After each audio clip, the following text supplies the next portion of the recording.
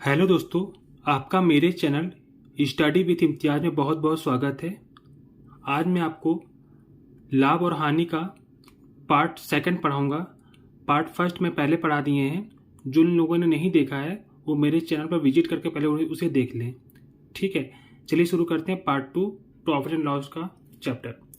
देखिए, इसमें दो ट्रिकें हैं, ट्रिक फर्स्ट और ट्रिक सेकंड। आज हम आपको क्रय मूल्य यानी कॉस्ट प्राइस और विक्रय मूल्य यानी सेलिंग प्राइस निकालना सिखाएंगे ट्रिक के माध्यम से। देखिए होता क्या है, क्रय मूल्य बराबर क्या होता है फॉर्मूला, विक्रय मूल्य इंटू 100 बटे 100 प्लस पी। ये 100 प्लस पी क्या है, देखिए हमको 10% या 20% कुछ भी प्रतिशत में ही लाभ होता है और प्रतिशत में ही हानि होती है। तो प्रतिशत में क्या करते हैं, हर चीज 100 में जुड़ती है प्रॉफिट के लिए और हर चीज 100 में से माइनस होती है। ठीक है, लॉस माइनस होता है और प्रतिशत क्या होता है 100 में प्लस होता है। इसलिए 100 प्लस पी लिखा है यानी ये प्रॉफिट हो रहा है और यहाँ पे 100 माइनस एल लिखा है यानी कि यहाँ पे लॉस हो रहा है। देखिए हर बार की तरह हम फिर कहेंगे आपसे और बार बार कहते रहेंगे, ट्रिक वही अच्छी होती है जो आपको क्वेश्चन बहुत कम समय में सॉल्व करा दे और आप उसको जल्दी भूले ना। जल्दी क्या मतलब, भूलें ही ना, कभी ना उसको भूलें। ठीक है, ट्रिक हमको बहुत अच्छे से क्वेश्चन करा दे और हम उसको एन वक्त पे भूल जाएं या हमको बहुत मशक्कत करनी पड़े उसे याद रखने के लिए, तो ऐसी ट्रिक का कोई यूज़ नहीं है, बेकार यूजलेस है। ठीक, और ऐसा हम कुछ भी नहीं पढ़ाते हैं। हम चाहे मैथ पढ़ाएं चाहे रीजनिंग पढ़ाएं, हम ट्रिक से ही पढ़ाते हैं और ट्रिक आपको याद भी करा देते हैं हमेशा के लिए। चलिए देखते हैं। तो आपको मैंने लिखवा दिया है। ठीक है, आप जो लिखा देख रहे हैं इसके चाहे तो स्क्रीनशॉट ले लीजिए। यूज़ तो इसी का ही होगा, जो मैंने लिखा है चारों फॉर्मूले यूज इन्हीं का ही होना, इसके बाहर कुछ नहीं है। लेकिन ये आपको बिना याद किए मैं याद करा दूंगा हर बार की तरह से मैं कहता हूँ। चलिए, यहाँ पे क्या था, क्रय मूल्य बराबर विक्रय मूल्य इंटू 100 बट्टे 100 माइनस एल, यानी कि यहाँ पे लॉस हो रहा था। ये दो फॉर्मूले थे क्रय मूल्य के। ठीक है, और दो यहाँ पे फॉर्मूले हैं विक्रय मूल्य के। विक्रय मूल्य बराबर क्या होता है, क्रय मूल्य इंटू 100 प्लस पी, यानी कि यहाँ प्रॉफिट जुड़ गया है बटे 100। और विक्रय मूल्य का दूसरा फॉर्मूला है क्रय मूल्य इंटू 100 माइनस एल, यहाँ पे ये हानि हो रही इसलिए घट गया है बटे 100। ठीक है, ये बस आपके चार फॉर्मूले हैं। अब देखिए आपको याद आपको कैसे कराते हैं। पहले क्वेश्चन देखते हैं, क्वेश्चन करते ही आपको याद हो जाएगा। पहला क्वेश्चन कह रहा है, यदि किसी वस्तु को 224 रुपए में बेचने से 12% का लाभ होता हो तो उस वस्तु का क्रय मूल्य क्या है। देखिए क्रय मूल्य पूछा आपसे, तो फॉर्मूला क्या है, फॉर्मूला ये होता है, देखिए मेरा देखिए आपको लिखवा रहे पहले, देखिए समझिए आप। क्रय मूल्य बराबर विक्रय मूल्य, ठीक, इंटू 100 बटे, ठीक है। अब 12% का लाभ हो रहा है तो 100 प्लस पी। अब मेरी बात समझिए, देखिए जब कभी भी आप देखिए चार फॉर्मूले हैं इसमें, ठीक, 1 2 3 4।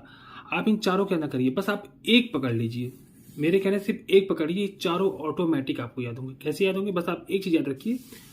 क्या याद रखना आपको, जब भी सीपी पूछे तो आपको 100 ऊपर रखना, बस ये इतना याद रख लीजिए, आपका सारा सॉल्व हो गया।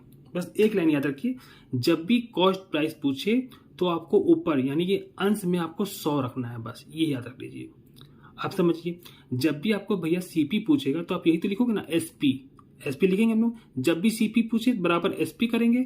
और हमने दूसरी बात याद रखने के लिए क्या कहा है, कॉस्ट प्राइस पूछे तो ऊपर 100 लिखना है, ठीक है, और प्लस माइनस जो भी होगा। देखिए अगर प्रॉफिट यहाँ कह रहा था, ठीक है, 12% का लाभ हो रहा तो यहाँ पे ऐड हो गया, लॉस पूछता तो यहीं पे ये घट जाता। बस इतना सिंपल है।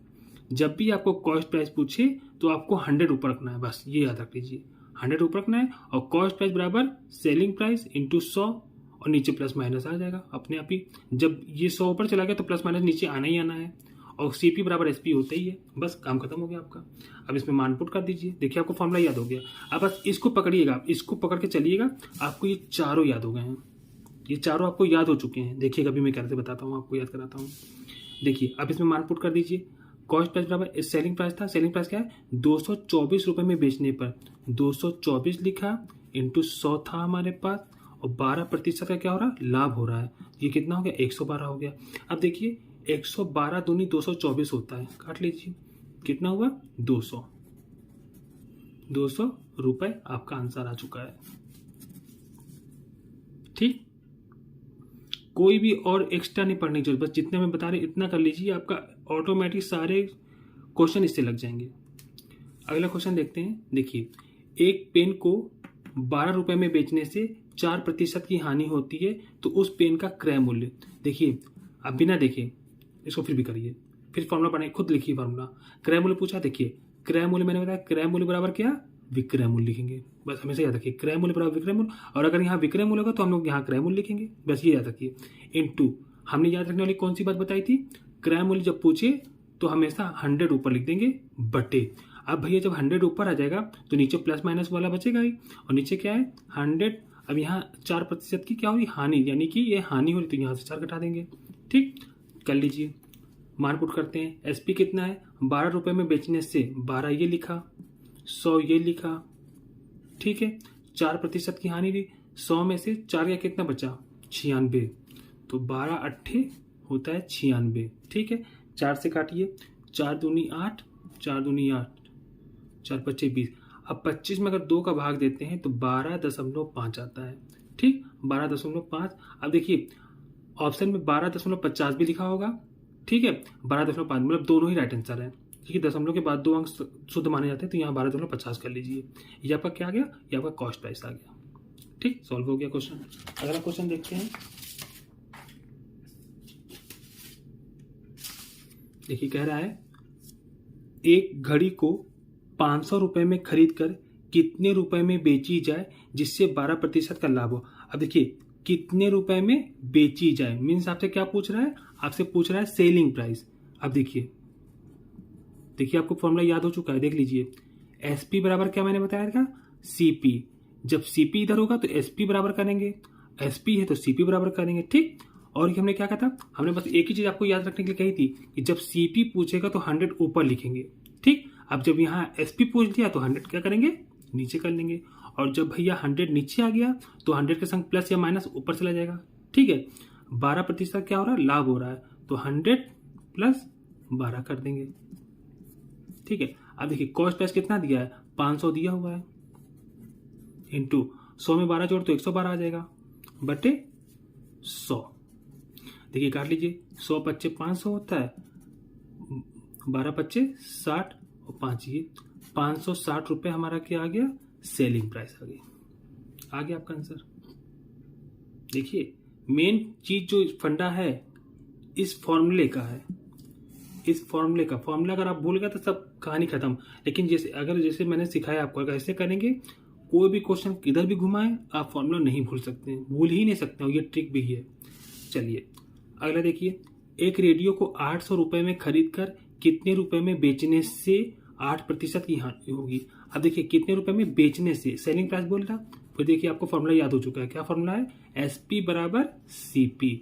और जब एसपी पूछे ये याद ही नहीं करना है आपको, सिर्फ एक लाइन पकड़ना, सीपी पूछे तो 100 ऊपर। ठीक, सीपी अगर यहाँ रहेगा तो 100 ऊपर, अब सीपी चूंकि यहाँ नहीं है तो अब 100 नीचे आ जाएगा, और प्लस माइनस ऊपर 8% की हानि हो रही तो 100 माइनस 8 कर देंगे। ठीक, मान रखिए सीपी कितना हमारा है 800, 100 में से 8 गया कितना बचा 92। ठीक है, बच नीचे 100। अब देखिए 100 अट्ठे 800, 8 दूना 16, हाथ से लगाएगा 8 में 72, 1 73, 736 रुपये आपका आंसर आ गया। ठीक, अगला क्वेश्चन देखते हैं क्या कह रहा है। एक घड़ी को 900 रुपये में खरीदी गई तथा उसे 20% की हानि पर बेच दी गई, उस घड़ी का विक्रय मूल्य क्या था। अब देखिए आपसे पूछा क्या, विक्रय मूल्य यानी कि सेलिंग प्राइस। आपको फॉर्मूला याद हो चुका है। ठीक, मैं बार बार यही बता रहा हूँ कि आपको फॉर्मूला याद हो चुका है, आप बहुत होशियार बच्चे हैं। एसपी बराबर क्या, सीपी। ठीक, यहाँ पे सीपी था, जो मैंने लाइन कौन सी पकड़ी थी याद करने के लिए कि सीपी पूछे तो 100 ऊपर, अब सीपी नहीं पूछ रहा है तो 100 नीचे। ठीक, और क्या है 20% की हानि होती है तो 100 माइनस 20 कर दीजिए। ठीक, अब सीपी कितना दिया हुआ है, 900 दिया हुआ है, और 20% की हानि होती तो कितना हो गया, 80 हो गया, बटे 100 करिए। ठीक, 100 9 900, 9 अट्ठे 72, 0, 720 रुपये आपका ये आंसर आ गया। ठीक, देखा कितनी आसानी से आपने आज कॉस्ट प्राइस और सेलिंग प्राइस निकालना सीख गए। आप 2-4 क्वेश्चन अगर और भी चाहिए प्रैक्टिस करने के लिए तो आप कर लीजिए, किसी बुक से करिए और इसी मेथड से करिएगा, और आपको ये ट्रिक याद हो चुकी है। कॉस्ट प्राइस और सेलिंग प्राइस निकालने की ट्रिक आपको अच्छी तरीके से याद हो गई, आप कभी नहीं भूलेंगे, मुझे भी विश्वास है। ठीक है, चलिए, अगर मेरा पढ़ाई आपको पसंद आता तो प्लीज़ मेरे चैनल को लाइक करिए, शेयर करिए और सब्सक्राइब जरूर कर लीजिए अगर आप चैनल पे नहीं हैं तो।